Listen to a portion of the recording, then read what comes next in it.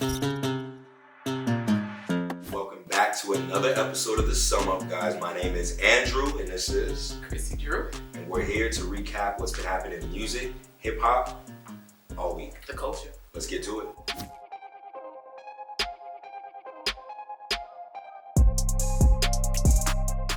So, Drew, you ready to get into some notable releases? I'm ready as ever, Chrissy. Okay, well, today would have been his 28th birthday, so I think it's only right that we talk about the album Mac Miller released, Circles. As we know, rest in peace, Mac Miller. He dropped his album Circles, which was a continuation to his swimming album that came out in 2013. And I have to say that for me, it wasn't about whether I liked the album or not. I just really appreciated us having more work from him. You know, when somebody drops an album after they've already passed and you're not sure if the way they would have wanted, if their vision is fully executed to the way they would have wanted, you just have to trust that the people around them who knew them best get the work across in the right way for their fans. And I really feel like John Bryan and his collaborators, I feel like they did a good job of making it sound complete. It sounded poignant. And it just really sounded like it had a piece to it, you know? And so if this is the bookend to his discography, final album, I just think it's at a place where DJ Booth, I saw an article on it, they described it best. It felt like Malcolm, the man, like instead of like Mac Miller. And I thought that was a good description of it. You know, we have a legendary artist, yes, I said legendary, drop an album after he's passed, and the counterparts of swimming. I think, regardless, it's definitely something to be celebrated. Definitely. And I haven't heard the whole thing yet, but from what I do hear, it's something that kind of brings a point of closure for me as well. I'm not sure if we're going to be receiving any more Mac Miller music, but I'm definitely happy to see that this is something that we can get our hands on and listen to and cherish. Definitely. Rest in peace, Mac Miller. So what else are you listening to? So I had the privilege and honor of checking from my man Raekwon, the chef of the legendary Wu-Tang Clan. And listen, I don't know if it's just me, if I'm just like a super hip hop historian and I just always check for these types of releases, but anytime I see releases like this, I always listen. And you know, I have friends of mine that are in my circle, and he's hot that You gotta cut those friends off. you know, he's good. He's Raekwon the chef, but what does he have to say to us now? You know, in 2020. Negative energy. Exactly, straight up negative energy. I'm like, boy, no, I did listen to the Appetition, the name of the EP. I was really excited to hear it. And what I liked the most about the EP was its versatility. There were 3 tracks. And he really did kind of like one in this direction, one in this direction, one in this direction. The second track was going to be my favorite. The second track features more of like a contemporary or like a modern day beat. Has some trap influence in it, and that was actually my favorite one. It's called Chef It Up. Chef It Up, Raekwon the chef, do the math. I thought that was super hot. I love the way that he could be somewhat of a chameleon and kind of just blend into a lot of the types of tracks that we would be hearing these days, even in 2020 from some of the newer artists that are polarized these days. And then the last track to kind of tie the EP together was more so of like that old boom bap type of feel, relentless bars on the track. So either way, like I said, I think, you know, at least 2 for 3, if not 3 for 3 from Raekwon. Definitely not something that is going to be a popular EP or project, but something that's more like a jewel for the listeners. For the culture. Exactly. Was Ghostface on? Ghostface was not on this one. No, it would have been nice. You know, they do great work together. But either way, gotta go check it out if you're a fan of hip hop, a fan of where it came from, Raekwon the chef, the Appetition. What else have you been listening to, Chrissy? Because I know. I'm gonna keep this really quick. Yeah. Oh my goodness, I couldn't wait to talk about this album, the Revenge of the Dreamers Deluxe. Yeah. Oh my gosh, I love this project. I did, because one, I love that J. Cole wasn't on it. And I think it really gave a chance for like the other artists in the Dreamville camp to shine and to just go off. There was some notable tracks on it. Revenge, Spin Move. Like, there's so many tracks on it. Like, I was just really excited hearing it, listening to it. Ari Lennox killed it on Busted. I can't wait to hear it after I heard the documentary. I'm excited for that project. I actually think I like it a little bit better than the first Dream. Dream 3. I think I do. But I mean, time will tell. You know, I still have to live with it a little bit more. Most definitely. Have you checked it out?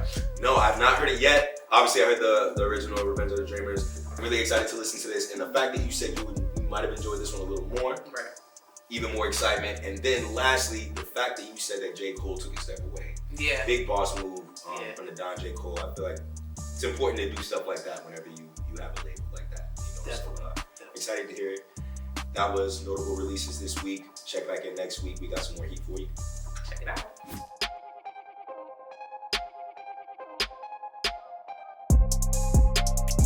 We're gonna roll right into this next one. Cardi B. Thinking of running for Congress. Now, okay, there was a whole situation with her Twitter and her having some things to say. So the first tweet that she put out was, I think I want to be a politician. I really love government, even though I don't agree with government. And then she further expanded to say, like I was watching war documentaries, no matter how many weapons a country has, you need people. How are you trying to go against a country and possibly start a war when this country lacks patriotism? I barely see people claiming they love being American. Now, I feel like maybe before this last election, I would have thought it wouldn't have worked, but let's be honest, you got it.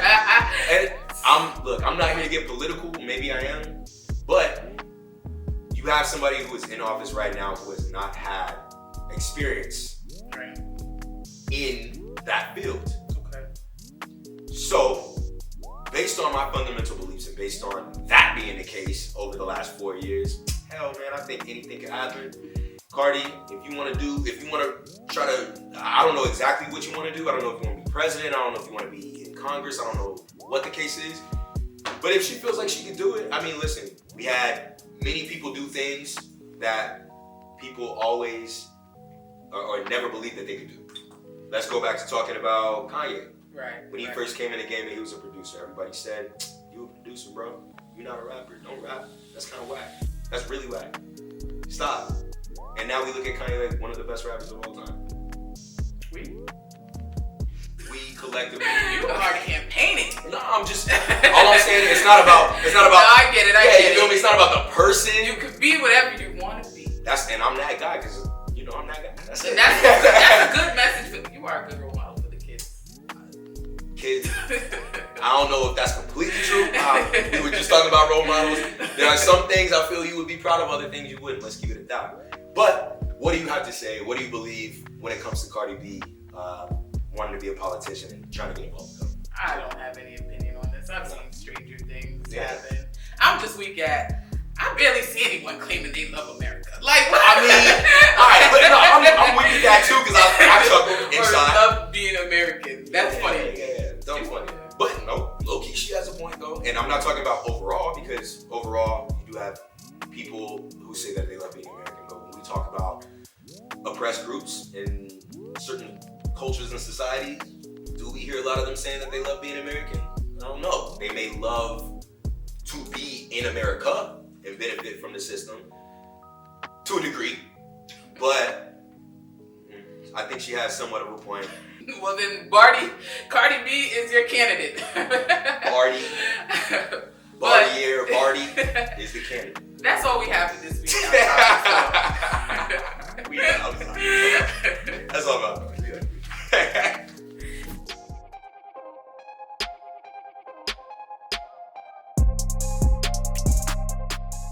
So with every passing era, we have artists that characterize that era for the art that they make and share. They're not just looked at for their art. They're often looked at and revered for their lifestyles, the things that they stand for. So artists are often role models. Yes. For each passing era or each generation. First of all, do you think that this is something that should be the case? Do you think that we should look at artists as role models? I think artists are given that role model title without even having any say in it. Whether an artist wants to be a role model or not, they are automatically expected to be. And I feel like, especially for children, there should be no bigger role models than your parents or the people who are directly in your life day to day. I think it's very unfair to place the pressure of being a role model on artists or figures in media that people look at.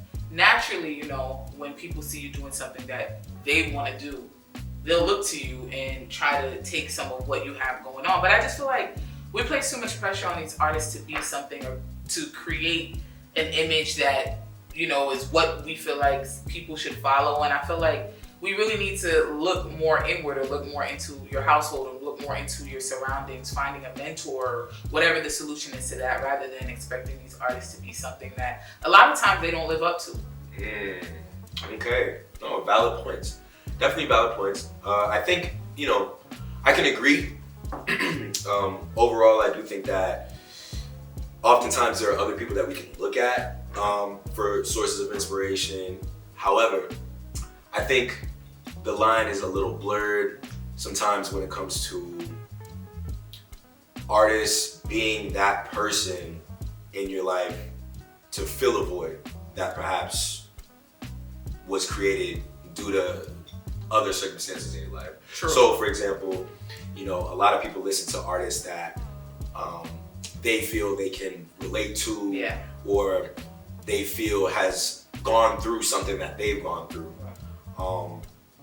So as a result, you know, I think it gets a little tough because although we might want to say, hey, let's take a step back and let's find other people that we can consider role models, what if those other people don't mean as much, or what if those other people haven't contributed as much as the particular artist has in that particular person's life? So in an ideal situation, we'll say that, let's say a child has their mother and their father. Are you saying that an artist, or what an artist represents them, can mean more than their own parents? Right. That sounds, okay, so I'm trying to relate, I'm trying to bring myself back to my younger years when I was going crazy over a particular music artist. As much as I loved whoever music, whatever it be, Jay-Z, or I was a big Mariah Carey fan, whoever it is, right? I don't think I've ever looked at them more than I looked at the people who are in my life in my day-to-day. But I'm speaking for one person. So I don't know if I know the solution for this. I don't know if I know how to, what these children or what this next generation should look towards instead. I just know that it isn't fair to place that pressure on them. You know, I look at people like, for example, the baby. How can you go and get back to your community and then get arrested for drugs? This man, first of all, he comes from a lifestyle of survival. Exactly. Like this is something that he had to do before he even got famous. You know what I mean? And now he's placed in the limelight, he's placed in a position, and we'll talk more about him later, but he's placed in a position where now he's expected to be something that he's not. Or we don't give him an opportunity to grow into what he could be, where he could be be a role model for somebody. You know what I mean? Right out the gate, we want them to be what we think they should be. I just don't think it's fair. Yeah, I feel you. I definitely feel you. And I think one of the things that we have to remember, you know, as humans first, and then secondly, as fans of music and as fans of these people, right, is that they're people. They're not gods. They're not robots. They're not something other than what we are. Right. You know, on the other hand, I do think that there is a type of responsibility that you have to assume when you're an artist. Of course. It's not to say that you gotta be perfect, but it is to say, all right, I'm this artist with this platform and I have such and such many fans. Yes. So if I wanna do and say whatever it is I wanna do, then that's fine, but I need to do that with the understanding that I may influence some people. Definitely. I do agree with that. Yeah. I do agree with that portion. But I also, like you said, I'm playing devil's advocate on this side. Like, we look at somebody like, one, I feel like people only use the kids when people aren't acting the way they feel they should act. That's what people care about, the kids. In any other aspect, nobody is talking about these kids. You know what? Like, so it's like, so when Cardi B is on the rise and she's putting out Instagram videos, everybody's laughing, or she's on Love and Hip Hop and everybody's laughing at what she's doing. nobody's talking about these kids. But when she's at this superstar level and she's on top of the world, but she still has the same behavior we loved her for when she was coming up. Now it's, oh man, kids are watching. Oh my goodness, these kids. Who are these kids you're talking about? Like we have to, yes, there are examples that have to be set. And yes, we have to be mindful of your behavior. That's everybody. That's not just celebrities, that's everybody. But like I said, I feel like we should be fair in what we expect of these celebrities. So them being who they are or who we knew them as when they came into our lives, we can't be mad at them for continuing to be that. Understand the duality, man. Nobody is perfect all the time. Right. And nobody's terrible all the time. Right. You know. Not even your parents. Not even your parents. Great points. Shout out No Name. Shout out Chance the Rapper. Shout out Big Sean. Everybody that's doing something in the community. Shout out Cardi. Shout out all of them. Shout out all of these artists. Shout out everybody. Unless you're doing something really ridiculous that we can't co-sign. Then there's no shout out for you, but you need to stop that.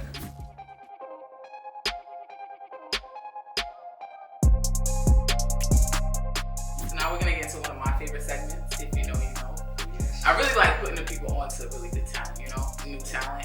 And this week I'm going to talk about this artist from Chicago. His name is Femdot. He's a hip hop artist from Chicago. I was first introduced to him just scrolling on, Tidal. And I came across his latest project, 94 Camry Music. And I was just so captivated by his lyricism, his choice of production, just how he flowed through the songs, and it was just a well put together project. And I always love projects that have like a story behind it, and it just chronicles, his time with his 94 Camry. And everybody can relate to having an old beat up first car, so I thought that was very relatable. And I don't know, Chicago just really, I said it last week, Chicago just really has a crop of rappers from Common, Lupe, Kanye to Chance, No Name, who just really have a great way of, have great storytelling. And they're just very thoughtful. Like, you could tell that they put a lot of into their music. And Femdot is no different. I was very happy to check him out. And, shout out to Femdot. I hope you guys check him out. Yeah, man. I'm actually really excited to check out Femdot as well. I know you put me on to him last week.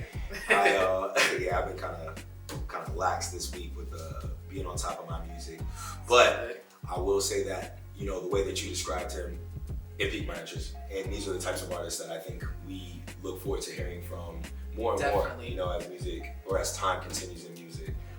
So definitely. Femdot. Yes, I was about to say, spell it out for them, please. I know they may be a little confused. So shout out Femdot. I'm actually gonna go ahead and talk about a duo that I have been listening to incessantly for the past couple of years. That's gonna be 88 Glam. Shout out to Toronto. It's a duo from Toronto. And 666. most of the people from Toronto either signed to one of two labels. And this OVO, XO? Exactly, OVO or XO. And this particular duo is signed to XO. All right. The Weeknd, Nav, those types of artists. So their appeal, I would say, is definitely, you have one person being 88 Camino. He has like a high register voice. Then you have Derek Wise, who's the other part of the duo, low register. Okay. They sing and they rap, but it's done much differently than what you're thinking of. When we talk about singing and rap, a lot of times we think of like Drake, Right. Or even like a Young Thug type of vibe, but their vibe is completely different.